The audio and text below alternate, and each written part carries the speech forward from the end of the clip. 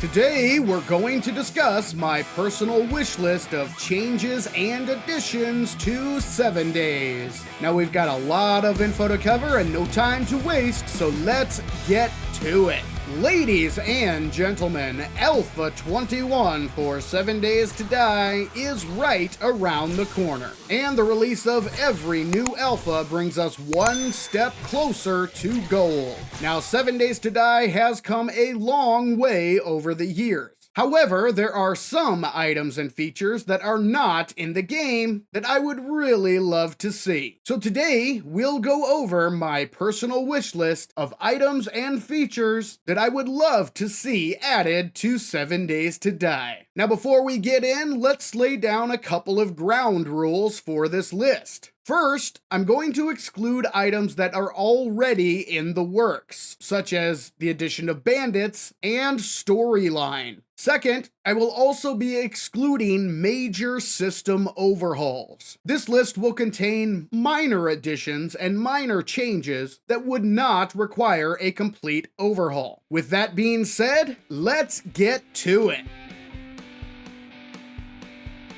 The system that first drew me to 7 Days to Die was the building system. The ability to build whatever I want, wherever I want, was extremely appealing, and that building system has been expanded dramatically over the years. Alpha 21 will expand this system even further, with the addition of craftable double doors and an expanded block shape menu, which includes over 2,000 shapes. While the building system has been expanded quite a bit over the years, there is one aspect that has been falling behind, and that is the available paint textures, which have basically stayed the same over the years. The limited number of paint textures seriously hinders creativity in building designs. Increasing the number and style of available paint textures would exponentially increase the possibilities of the building system in 7 Days to Die, as would the next item on my list.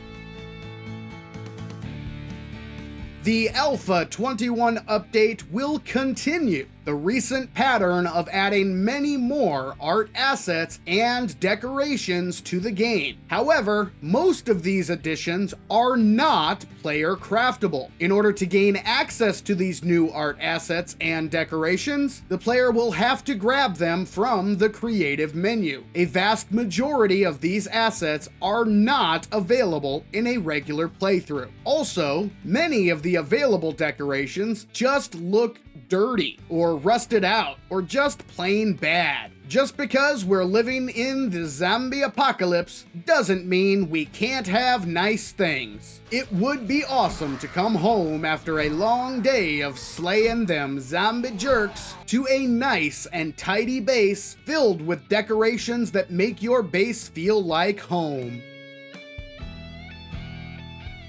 Alpha 21 will introduce a brand new vehicle damage system. Once again, your vehicles will do damage to the zombie jerks. However, they will also receive damage from entity, terrain, and block collisions. And from the look of things, the amount of damage will be rather severe. This change just screams vehicle mods to me. I would love to see the addition of some new vehicle modifications. For instance, a new vehicle armor mod would be nice. This mod would decrease the amount of damage your vehicle receives. Or some kind of spiked plating mod, which would increase the amount of damage your vehicle will deal to entities. The current slate of vehicle mods in 7 Days to Die is rather basic. I would love to see this system expanded upon by adding in multiple new vehicle modifications.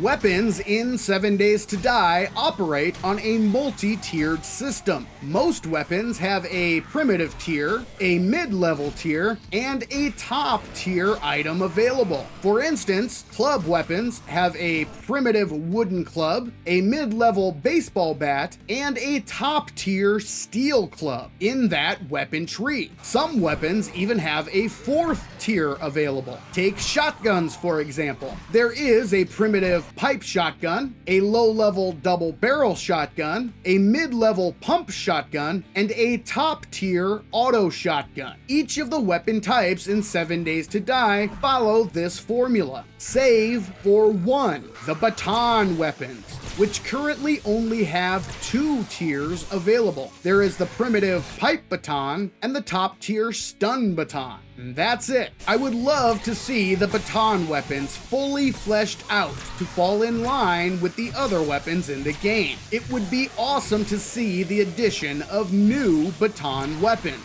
The Fun Pimps could opt for either a 3-tiered system by adding a simple police-style baton or a readily available collapsible metal baton to the lineup. Or maybe they would opt for a 4-tiered system by making the police baton the low-level weapon, moving the stun baton to the mid-level, and adding a new top-tier option, such as a plasma baton. It would be nice to see the baton weapons get a little love and attention in 7 Days to Die. Remember those ground rules we set at the start of the video? Well, it's time to throw those completely out the window. For a very long time, the number 1 item on my personal wish list for 7 Days to Die has been a complete revamp and overhaul of water in the game. Specifically, water behavior. Because let's face it, folks, currently, water in 7 Days is just bad. It doesn't flow like water. It doesn't settle properly, looking more like jello than actual water, and character movement in water is slow and janky. Basically, water features in the game just take up space in the world. There is zero reason to interact with water in the current version. In fact, most players avoid water like the plague. Now, Alpha 21 does begin to address some of these issues. However, the changes coming in Alpha 21 still leave much to be desired. An overhauled water system would open the floodgates of possibility and give players a reason to interact with water features. With a proper water system, we could see the addition of more water POIs, or perhaps even underwater POIs, like a sunken ship or submarine. We could see the addition of aquatic entities. You know, I have one simple request, and that is to have sharks with frickin' laser beams attached to their heads. Now, evidently, my cycloptic colleague informs me that that can't be done.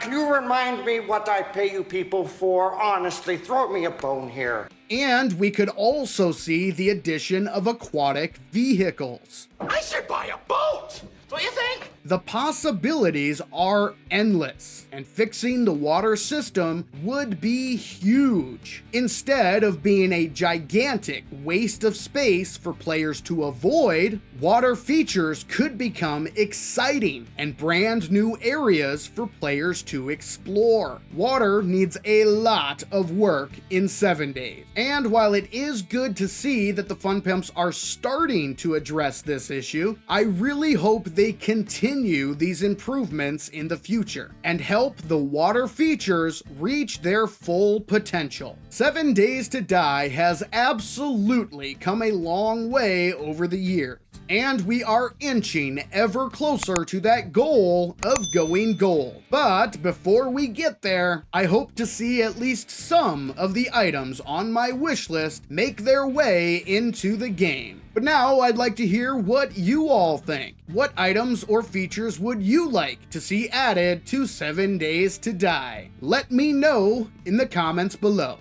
But for now, this is Savin saying thank you, ladies and gentlemen, and I'll catch you in the next one.